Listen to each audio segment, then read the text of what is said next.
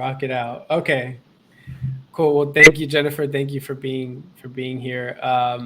So before we dive in, again, the whole point of this is just to get a better understanding of who you are, what drives you, and the various pathways you've walked in life. I want to get into that and understand what motivates you and how you've been able to achieve what you've achieved. The audience doesn't know this, but we're both part of the same MBA cohort. And I was reading your bio and I was like, wow, like there's a lot that I didn't know about you, and I would dare say that most of us didn't know about you. So you're an Air Force veteran. You served for 5 years, right? You were in the NSA, the National Security Agency, as an Arabic Yes. linguist. Amazing. Then you became an entrepreneur. So you started a real estate business and a mortgage brokerage business. So you provided financing for commercial and residential property. Then you decided to go to grad school and get your MBA. You became the first mayoral candidate of Fort Worth. Um, Amazing. The first Hispanic, Tina, Latina. yeah. Yes. And all while being a mother of three. Like, that's insane. Did I miss anything there? No, you got everything. That's a lot. Like, Yeah, what is it is a it? lot. Yeah. Yeah. Now, were you always like that? Like, who were you as a kid? Like, were you the kid with the lemonade stand, or like, did you always have sort of these dreams in your head, or did they just kind of materialize over time? So it's one of those things. I was talking to somebody today earlier about whether you can teach somebody sales, the sales skills, or whether you just have to have that personality. So I think part of it is your upbringing. What is your upbringing like? Mm. And for me, my upbringing, my dad was very very strict, and very authoritative, and very very disciplined. So I grew up very sheltered. I wasn't allowed to do a Mm. lot of things, and that really kind of shapes you. And then also my family, they were entrepreneurs. They had businesses for themselves. So I grew up seeing the shift in what was dad like whenever he had to go to a 9 to 5 job and report to somebody else, versus whenever he got fired from that. At 19 years he was with a company, and then they decided, what, we're going to let you go right before he's going to retire. And he had to Wow. figure out what he was going to do, and figure out how to raise a family. And I remember his work ethic. He would wake up at 5 o'clock every morning, whether he had, he did not have a job at this point. So he had to create something for himself. And that's when Mm. he got into real estate. So he started selling houses, and then he started investing in houses. So that's really how I got started. That's why I got started at such a young age. So I was 19 years old when I first started selling real estate. But as far as the shift, it really is, nature versus nurture, whether you were exposed to that environment, but then also Yeah. once you're exposed to it, are you going to continue to foster it and continue to do those things to keep up with it? Right, right. Because, we've seen so many examples of where, people have a very comfortable life, growing Mm. up, and they don't really follow in the footsteps of their parents, or, they kind of, take a step back. So, I mean, it sounds like you always had that drive in you to like make your parents proud, work hard, and Yeah. achieve. What ultimately got you thinking about the military? Because that's a big lifestyle shift, right? From entrepreneur to the military. What got you thinking in that Yeah. direction, and why did you ultimately So join? I mean, so life doesn't start out in this perfectly straight and narrow path. Really, the reason why I got into the military is because I was going to university and I wasn't paying attention. I wasn't focused. Like I Mm. said, growing up from a very very sheltered, household, and then you go off to college, and I was the very first, college student from my family, first person to go to college in my family. So I left the environment and said, what, I was wilding out and doing all these things that I was not supposed to be doing, but I was not ready to be in school. And I Mm. realized that late into my college years, and then the university said, Jennifer, you need to take a year off. You are not serious. You're not focused. Your grades are slipping. You need to Wow. figure out what you're going to do. And I didn't want to tell Yeah. my parents that. I didn't want to disappoint Yeah. them. So I said, you know what, Yeah. Daddy, I want to join the military. And because I didn't want to just stay at home and not have anything to do in that year time frame. So I joined the military. After I was on academic probation. I got kicked out essentially. Mm. So Mhm. it was one of those things where failure propels you to be something better. And that was something that stuck with me, and feeling like I'm inadequate, I'm not smart enough, I'm not, Mm. capable of finishing something, I'm a failure. And that's going to drive you, that's going to light a fire under your ass and, make you have a chip on your shoulder and figure Yeah. out what to do, what the next step is going to be. Yeah, absolutely. Wow. So I didn't know you were in college prior to going into the Yeah. military. Hmm. What was it about your undergrad experience that just like didn't click for you? Was it just a maturity thing? Was it just the people you're surrounded by? Like what if someone was going through that right now, what would you tell them about Yeah. that? How to All of the navigate that? above. All of the Mm, above, because first of all, yes, the maturity thing. I was not exposed to that level of having to study. I didn't have to try in high school. And then I got to college and I realized, oh shit, I have to try, but I don't have the discipline necessary because I never had to have that discipline. So, yeah, and then also the people that I was surrounding myself with. And then you realize early on, whether you're going to be a leader or you're going to be a follower. And, it's, hey, I want to be at all of the parties. I want to be, in the center of yeah, all the things that are happening because I never got to do that before. yeah, So, yeah, but there's yeah, also a thing with balance, and I did not know about balance, and I didn't know how to say no. And for me, yes, mm, I want to do this. Yes, I want to do that. And I think some of it carries on into my work now because it's a lot of relationship networking and having to meet people and be very outgoing and charismatic. So that in itself did help. But then also you have the whole aspect of institutional education is just not for me, not at that time. And yeah, I did not want to be there. I did not, if I was not interested in something, I did not want to be in class, and I, was yeah, not focused and my heart was not into it.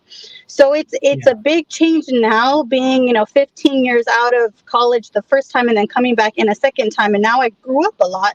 I have a lot more discipline, and I realize, holy shit, everything that I'm learning right now, I can benefit and directly put it back into my work. So it's a big yeah, difference. It's a different motivation, and I get more value out of it now versus before, where I didn't know what the hell I wanted to do. yeah. Yeah, it was different for me, because I was also in the Air Force. I joined the military straight out of high school. So for me, it was like I didn't know what I wanted to do, but that was sort of the only pathway that had been laid in front of me. That was the only option and blueprint we had at the time. So, when I joined, for me, I learned like, wow, there's a lot of adjustments obviously that you have to make in being in that kind of environment. You strike me as someone who's always been like a doer, and like you said, like you were always saying yes and you weren't like setting boundaries. What was it Yeah. like? What was your transition like into that structured environment where there are boundaries, there are protocols and procedures? Did that give you the structure you needed to succeed, or was it sort of against your nature in some ways, or both? It was very much against my nature. Everything in Mm, me fought against that. I did not want to be there. And once I joined, I was kicking and screaming, like, let me out of here. I don't want to be here. mm, It was so different from my mindset and my shift and the way that I think and how my brain operates. And I think for a long time, for many years, when I was in my 20s, I always, it was always a constant struggle with in my head of, why am I like this? Why does my brain work this way compared to other people's brains? So I'll give you an example. When I was learning Arabic, it's a 63-week program, but I failed out of the program. I failed the final, towards the end, I failed that test. So I had to get recycled back into the program, where you're not started from the very beginning, but they move you back a few weeks so you can get caught up. And Arabic is one of the hardest things I've ever done. yeah. I would go home and cry. I literally cry, and I'd be in tears because your instructors speak and only.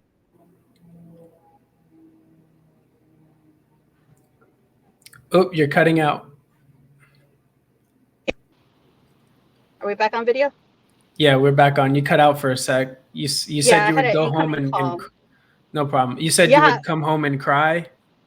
I would come home and it was excruciatingly painful because not only did it make you feel like a failure, hey, I don't understand this, I don't get this, but you also you're letting a lot of people down. There was a lot of resources that were invested in me to get into this program. Yeah, So going back, it was just how the discipline. I didn't have the discipline to pursue something so rigorous and difficult.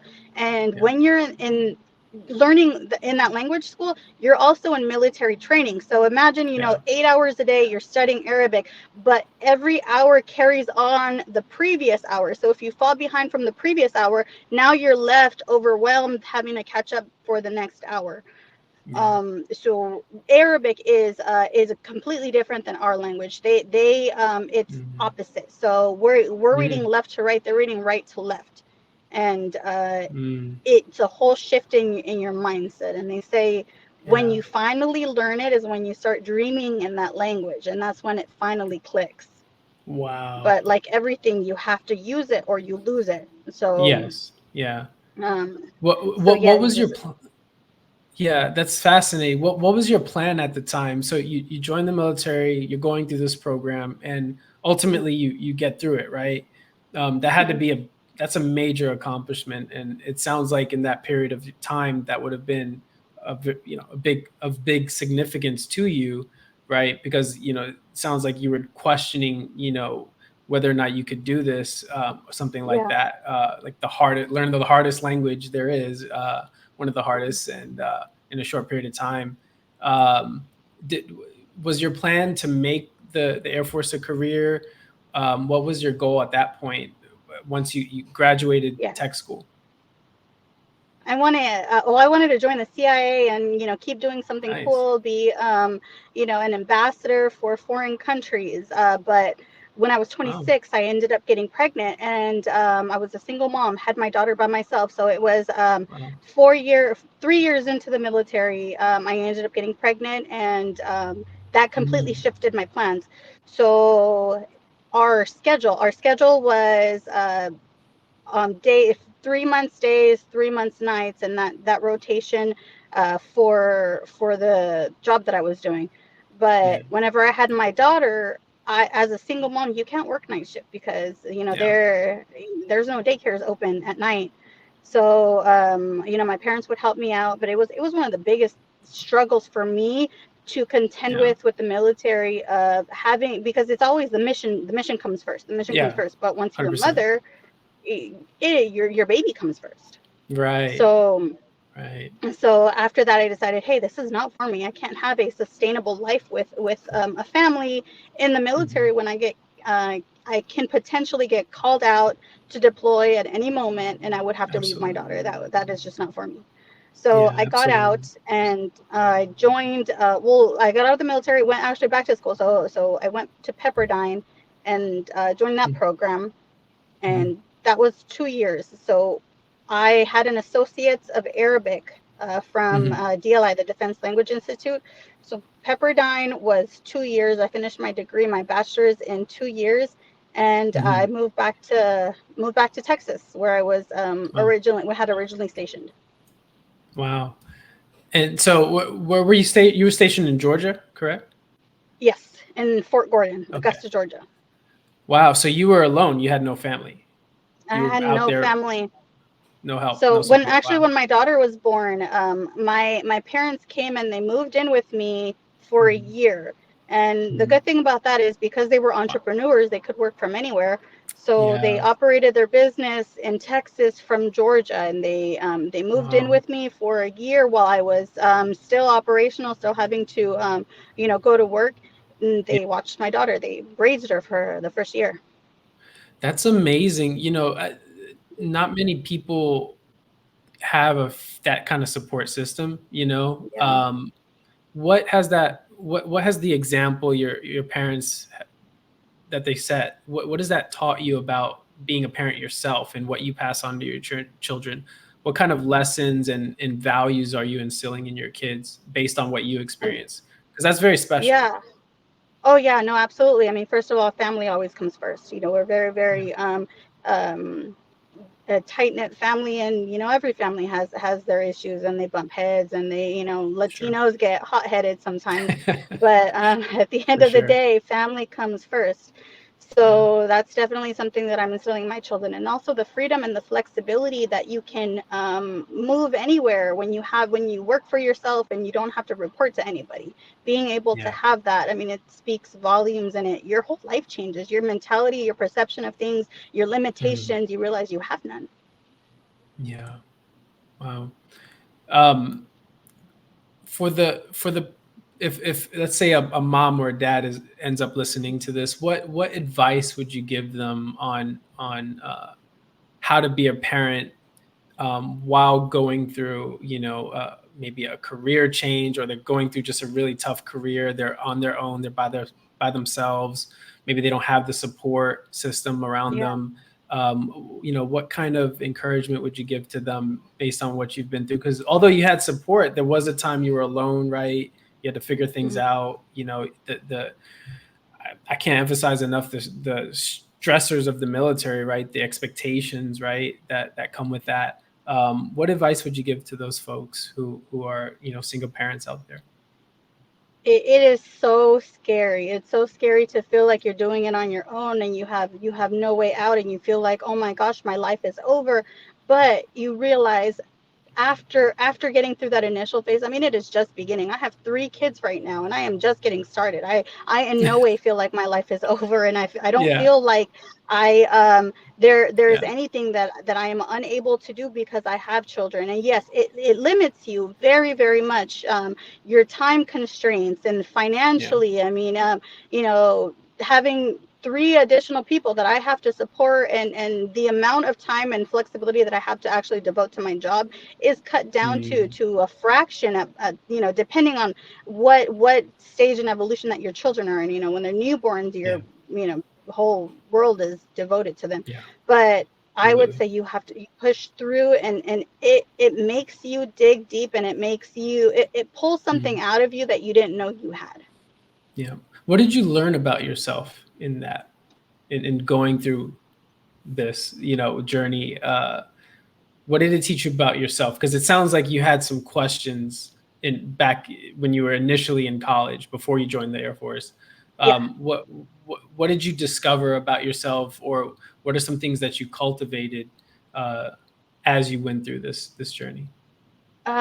So I'll give you the best example. Whenever you're in boot camp, and you might be able to relate to this, but every week, it gets harder and harder and harder, and you're thinking the first week, how am I going to get through this? How am I going to get through these workouts, and the intensity, and the fatigue? But it never gets easier. But you get better. You get better at handling it. You get better at problem solving, and your mind gets sharper, and you learn how to focus. You cut out all the external noise, all the shit that you don't need to be doing, drinking, the partying, all the things that are taking your time away from what you need to do to get your job done, and the mission Hmm. done.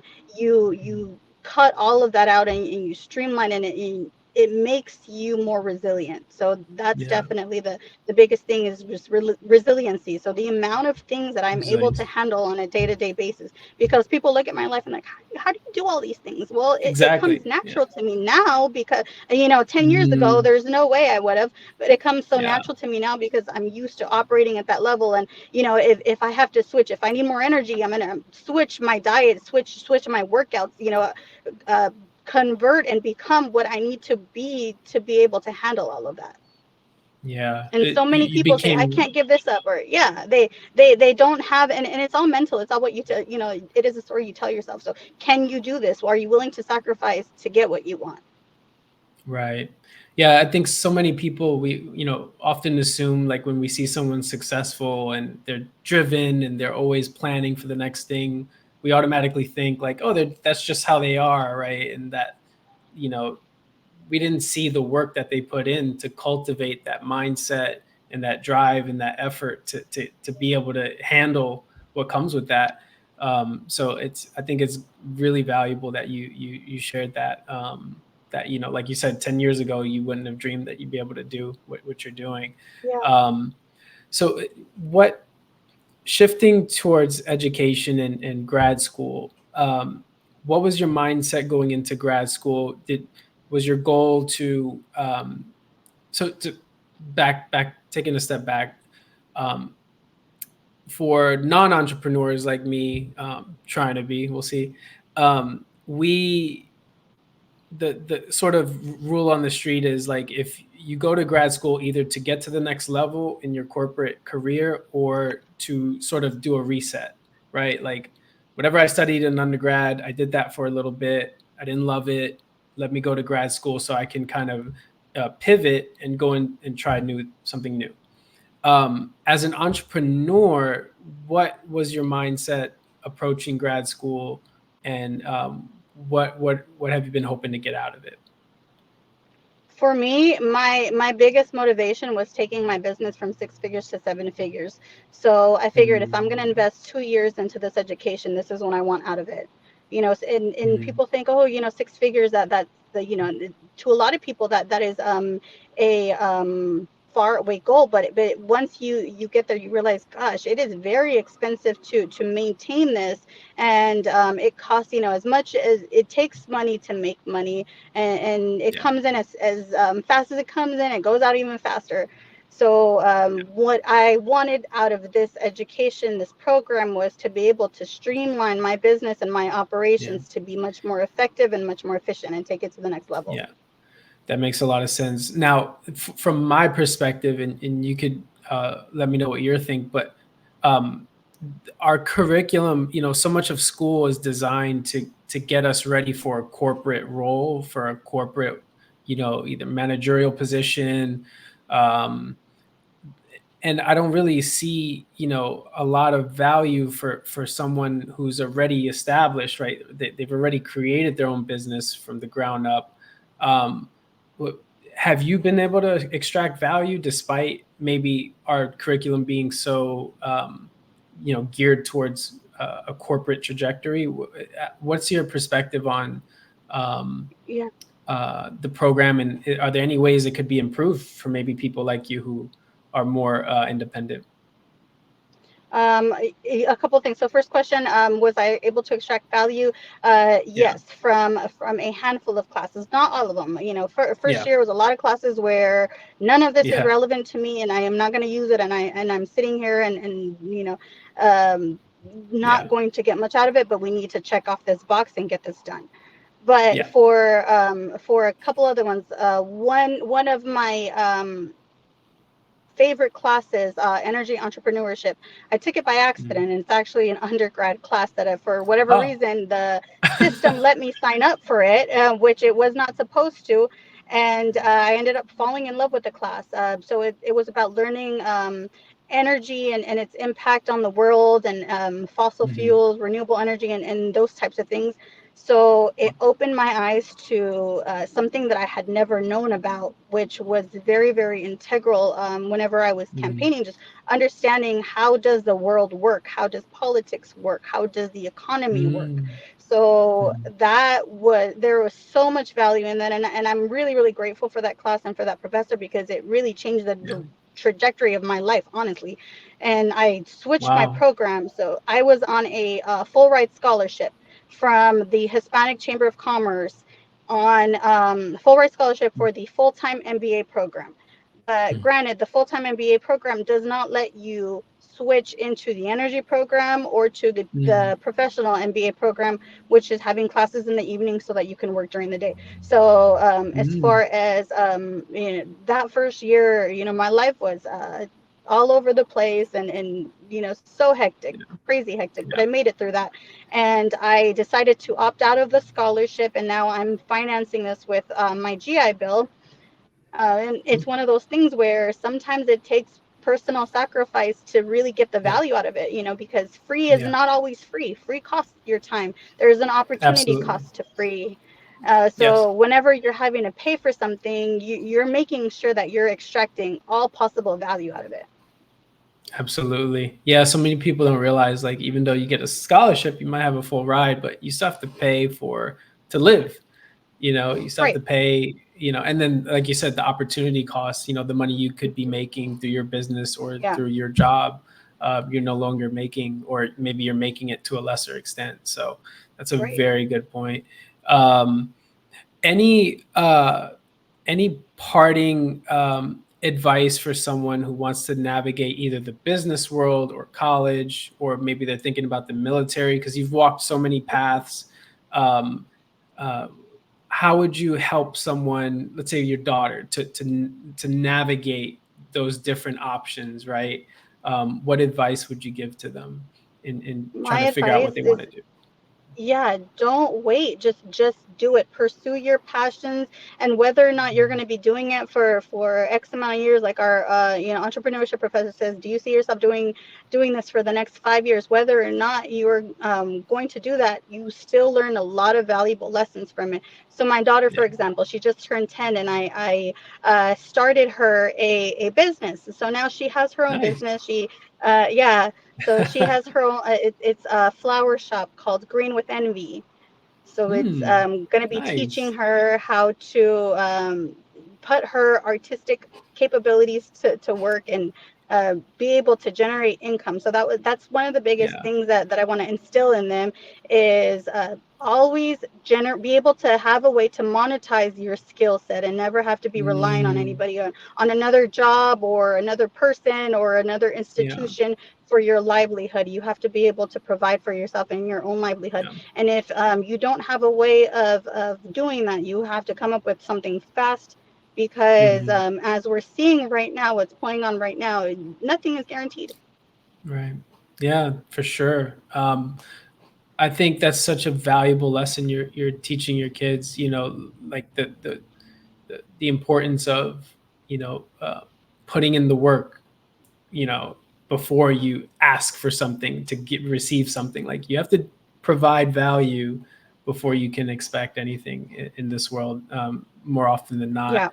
Yeah. So that's amazing. I'm not a father yet, but I always thought, like, if I was, I wanted to be a dad that would, like, instill those values in my kids. Like, okay, I want to give you everything, but I also have to give you the biggest Teach value, you how to do it for teach yourself. you Yes. how to get it, and because there's no handouts oftentimes. So that's amazing. Um, well, Jennifer, thank you so much. You can share your contact information if you want, like your IG or LinkedIn if you want, or you could shout out any of your businesses. But I appreciate you so much for being Yeah, on, absolutely. and yeah, Yeah. Yeah, you but guys can find me on LinkedIn. It's or linkedin.com, and slash Money Inc. awesome. Thank you, Jen. This was Thank fun. you so That's much. it. That's This was it. amazing. So I had a great time. yeah, This is yeah, I appreciate you. I'll end the recording.